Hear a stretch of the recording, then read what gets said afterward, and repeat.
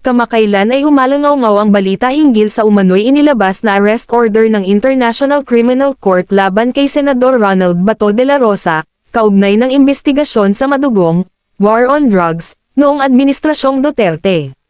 Si de la Rosa, na dating hepe ng Philippine National Police, PNP, ay isa sa mga pangunahing tagapagpatupad ng kampanya laban sa droga.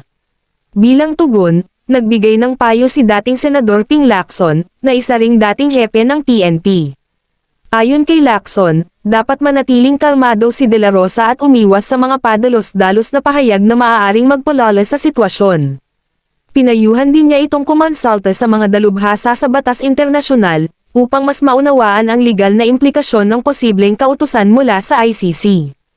Ipinaliwanag ni Lacson na bagamat umatras na ang Pilipinas mula sa ICC noong 2019, maaari pa rin itong yusesain ang mga kasong naganap bago ang pag-alis ng bansa.